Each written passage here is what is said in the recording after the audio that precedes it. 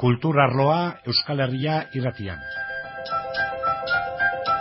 Kulturarloa astez aste egin dugun kulturaren errebista da, hortzezko errebista.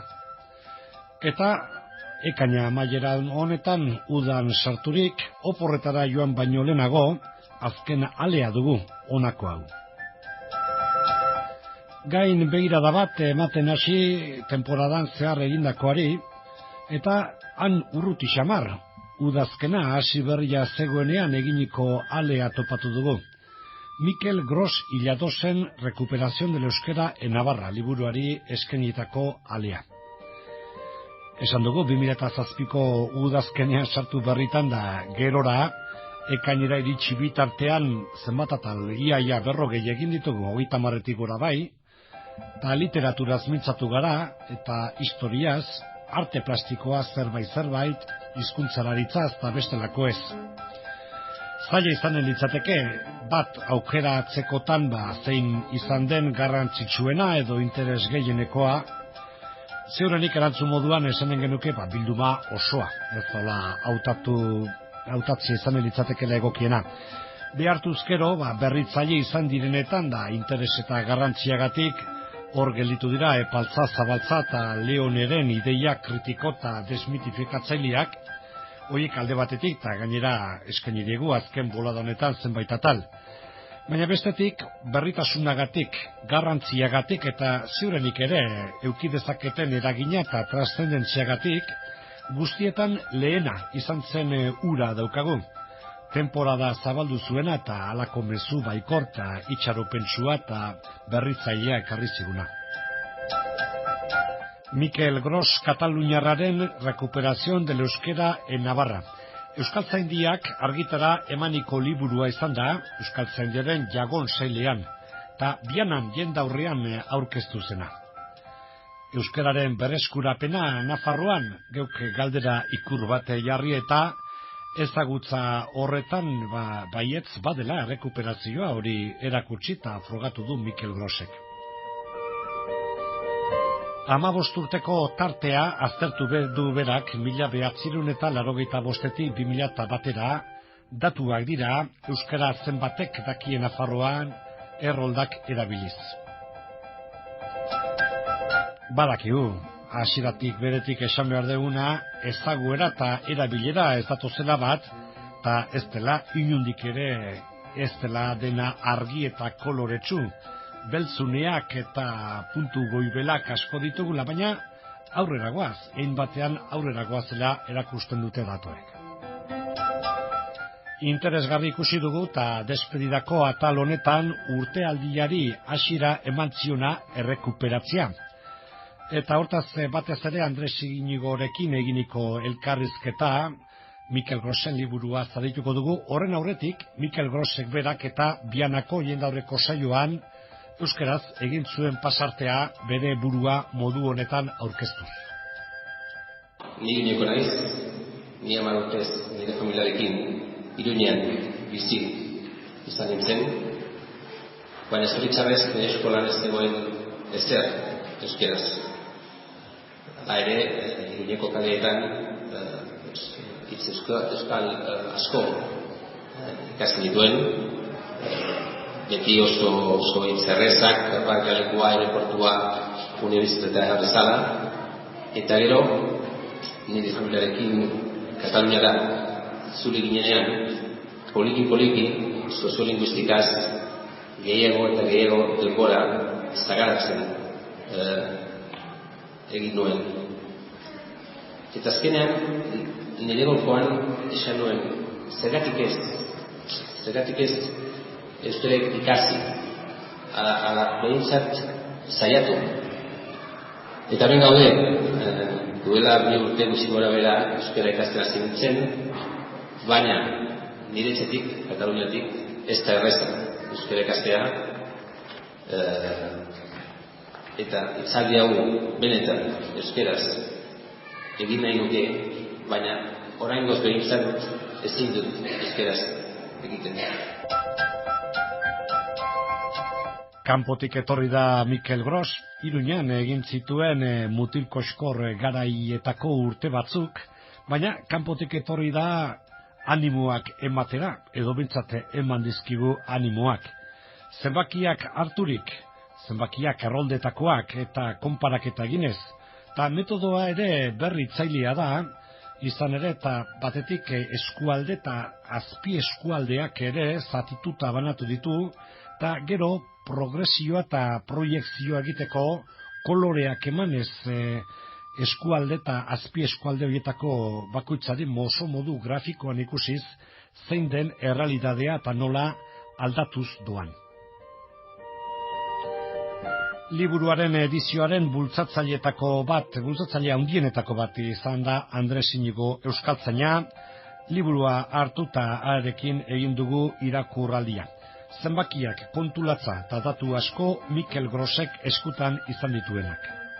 Berez datu asko biltzen da, hain zuzen ere, oinarria datuak direlako, eta nik uste dut haitz irizpide ona segitu duela egileak, kolore horiek ematerakoan, eta gainera halako gradazioa badago koloreetan, eta nahiko erraz ulertzen da zein den daturik altuena, zein izan den epe horretan urterik altuena, eta horiek oso ongi markatu ditu, kolorez aparte batzuetan indargexiago eman dio horrakoetan, eta nik uste dut hori haitz lagungarri dela liburu irakurtzeko eta datuak ulertzeko. Eta geho dioguna, noski, geho eta koloretsuago, geho eta gorri ilunagoa ikusi, eta orduan eta pozgarriagoa, eta zer esanik ez, ja ez bakarrik dagoenaren deskripzio bezik gerora behirako proiezio egiten duenean. Baina guazen mantxo, antolaketa eta hortaz, 270 udalerri bai, 44 eskualdeetan banatuta eta alaxe egin du azterketa. 86an abiatzen da, eta fetxa hau behin baino gehiagotan aipatu behar du. Bata, Euskal Legea ordukoa zelako, baina lehenengo aldiz zensoan, erraldan, Euskararen jakintzari buruzko datuak orduan bildu zirelako. Hor, esanten duena Mikel Grosek berak da, agian hau dela, Nafarroan euskarak izan duen unerik, latzena edo gainberaren momenturik okerrena edo? Bai, hala ematen du. Berak erraten du, azkeneko 5 mende hauetan, 16. mendetik ona, nola joan den galtzen euskara, behetik gora, geografikoki, bai, herriberaldetik iparraldera, eta eskuinetik ezkerrera, da, ekialdetik mendebaldera. Fenomeno hori eman dela, eta nola joan den galtzen, eta pixka eta aipatzen du, laburpen bat egiten baitu, atal bakoitzean, laburpen historikoa, eta hor azaltzen du, noiz joan den galtzen leku bakoitzean euskara.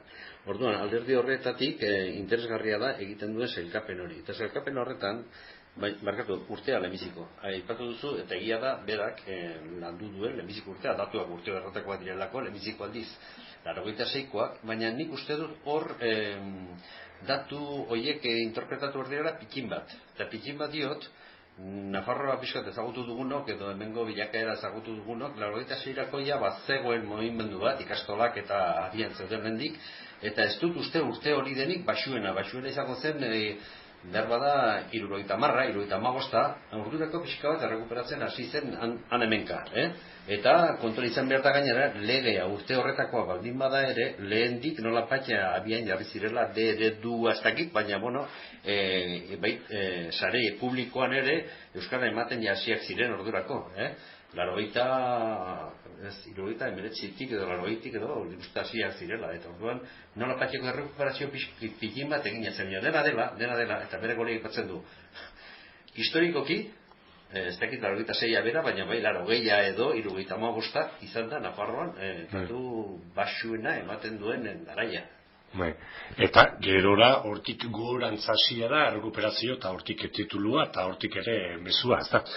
86ko erretratu horretan ikus litekena, 54 esan dugu, eskualde edo eta zati azpizatitan Nafarro garaia banatuta, horietariko 6etan topatzen du euskara bizi, eta batzuk pentsatzekoa ezin diren, eta hor azpimarra bat egiten du berak, Aranaz, etxarenaz arbizuz pentsatzen dut ari dela, hor eta bizitasun bat, espero zitekena baino gehiagokoa, leialtasun linguistikoa, eta horra aurkitzen du, ez da?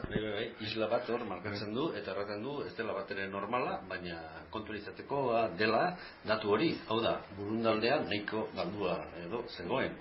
Eta arakilaldean ere bai, orduan tarte horretan, Arranatzalde horretan, Ergoiena, Arranatz eta tarteko herri horietan, Txarri Arnatz eta ari gara, orduan hor mantendu dela eta hori oso kontuan izateko gauza linguistikoki edo soziolinguistikoki.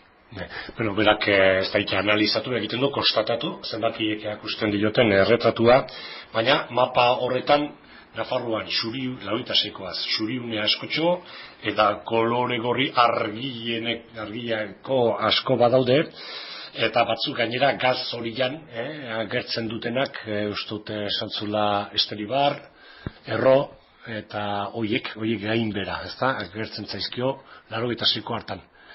Bai, zati handi xamar batean, gainbera hori oso nabaria zen, eta, orduan, berak demostratzen duena da, berak datuak ematen ditu, eta datu egiten ikusten dena da, leku hietan ja berreskurapen garbia ematen hasi, eta horretan segitzen duela. Orduan ikusi beharko da, noraino, iristen den, eta nola segitzen duen horren urte. Bueno, 5 urtetik 5 urtera, egindako erroldak dira, 26, 26 gero, 2001koa, 15 urteko tartea da, hemen ez dio meneziguri noski, aldika egitea bai, bordea, 15 urte hoien ondotik zer topatzen duen, zer ikusten duen, ezta? Eta, bueno, hor zenbakiak koloretara eramanik, mapa, bueno, ez du esango modu radikal batean, baina pixkaten koloretsuago, ezta, gorrioago agertzen zaigu 2001ko horretan. Lehen aipatu ditugun kolore horiek datuetan ematen dituen kolore horiek berak izatu ditu mapetan, eta ez dut hori ere haitz lagungarri dela ulertzeko nondik nora doan bilakaera. Eta azkenean berak egiten duen beste halako konsiderazio bat, ez dut haitz importantea dela. Berak 2001 iritsita, ez da bakarrik datu orokorretan gelditzen, horrek egiten du azpisailkapen bat. Eta azpisailkapen horretan esasten ditu. 25 urtetik berakoen artean, zein da euskalduntasuna. Eta 15 urtetik, beste atal bat, 15 urtetik berakoetan ere zein da. Eta horietan oinarrituta, berak idurikatzen du, zein izango litzateke Nafarroako mapa, hau da. 86ko legeak egin zuen mapa bat. Berak erraten du, eta zein izpide segitu zuten mapa horieteko Espainian azaldu hori. Gutxi gora bera, non egiten zen euskera, nolatzu, eta horrean, oraingo datuak hartu.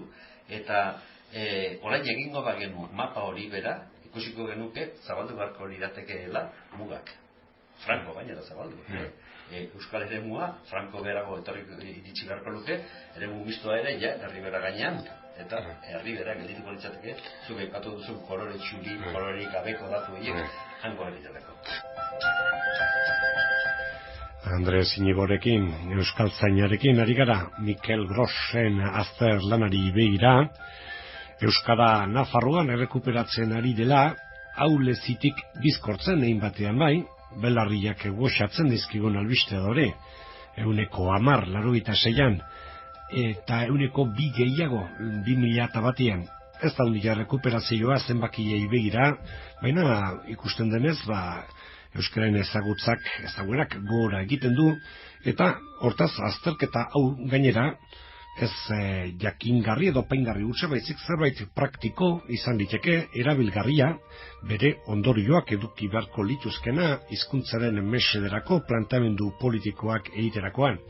Esaten ari gara, 1986ko legea egitean, zonifikazio eta marra banatzaileak jarri zizkioten Nafarroari, orduan erabilitako kriterioiek zenbakizkoak izan baldin baziren, zenbaki hoietxekin marrak muitu egin beharko lirateke, eta Nafarroa Basko-Foloren lurraldea handitu, zona mistoarena ere bai. Andres Inigo euskaltzainarekin ari gara. Nik uste dut baietz, hau da, nik uste dut orain entzinean datu hauek erakutsi behar direla. Hori da, hain ere, argitalpenarekin lortu nahi izan duguna.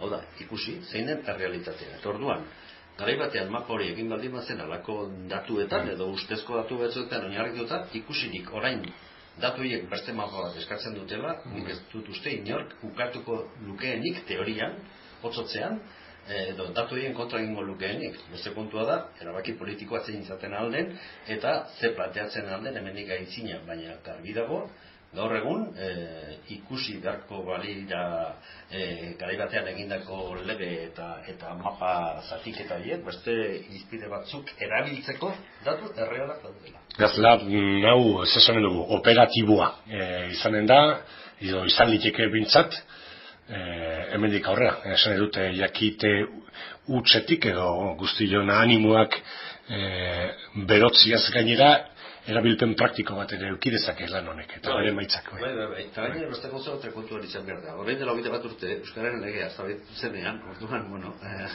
hurbil segitu genuen batzuk kontura dena, eta batzuk erraten zuten, zertarako behar dugu lege bat. Legerik gabe ere Euskarak segitu du, eta ez dugu lege behar egita gutiago, murriztaile den lege bat, edo alako mapak egite dituen, eta neurri batean arrazoi da zuten. Baina realitatea da, lege aldetik espaldi badira gauzak lotzen, eta ofizialtasuna espaldi bada nolapait aldarrikatzen eta idazten eta lege batean edo dekretu batean biltzen, indarra gazten duela, galtzen duela. Eta Mikel Grosek ere hemen aipatzen ditu gauza egitenak. Europan zergatik dute hizkuntza batzuk alako indarra eta beste batzuk galtzorian. Ez dutelakoz babesik izan, ez dutelakoz ofizialtasunik izan. Eta hori, haitz importantea da. Eta ofizialtasun horren bidetik beti errekuperazio handiago izan da. Eta Nafarroako kasuan nik uste dut, haitz argia dela. Hau da, legea murriztailea izan da, baina jendearen erantzuna, gizartearen erantzuna, espero gabeko izan da. Nik ez dut uste, inork pentsatuko zuenik orduan, orain dela 21 urte, gaur egun halako datuak izango genituela, beti ere, euskararen jakitearen aldetik. Baina, hau legalizatzen baldin bada eta lege kontu hauek hogatzen baldin badira, horrek eramango du berarekin batera erabileraren garapena eta zabaltasun hori. Murriztaile izan ere, baina oportunitatea edo aukera izan ezkero, jendeak probetxu ateratzen badakila, hori izan liteke, Mikel Grosek berak ustut. Eta gainera horretar, garbi erraten du, Euskara nola galdu den, 5 mende hogetan, kontua izan, non dago halako oinarri hori, sentimenturik ez dagoen lekuetan, ez da bat jaia bat repulsorik eman edo, aiz gutxi eman da, baina hori dagoen lekuetan eman da, hau da, gutxi gora bera, eremu misto horretan, zerratik igo da, sentimenturi badelako, eta gizartek erauziko. Eta beste datu da aiz interesgarria. Garai horretan, eremu ez euskaldunean gelditu ziren zenbait leku, adibidez Ameskoak, izugarrizko rekuperazio egin dute, orduan. Hor, nik uste dut, beharrezkoa dela lehen aipatu duguna. Mapa hori, ez dakit, noiz, baina hori, administrazio publikoa, botere publikoa, parlamentoa, hori aldarrik hartu beharko dute. Errealitate beste bada.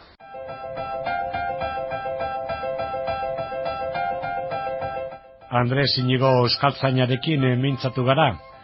Joan den urteko udazkenean egin genuen moduan. Recuperación de la Euskera Navarra, Mikel Gros Ilados, jaun Kataluniarraren azterlana eta liburua komentatuz. Eta horrela egin dugu kultur arloaren errebista honen azken alean. Lan urte berriko lehendabiziko alea izan zen eta orain azkeneko ere bihurtu dugu. Eusko ikaskuntzak Euskal Herri Irratia tresna egokitzat du kulturaren berri zabaltzeko, eta Euskal Herri Irratian pozgarri zaigo, Eusko ikaskuntzarekin elkarlanean aritzia, guztion onurakoa delakoan. Horrela amaitutzat ematen dugu temporaldi honetako kulturarloa, urrengoan itzultzeko asmotan noski, mila esker zuen arretagatik. Eusko ikaskuntza, jakitez.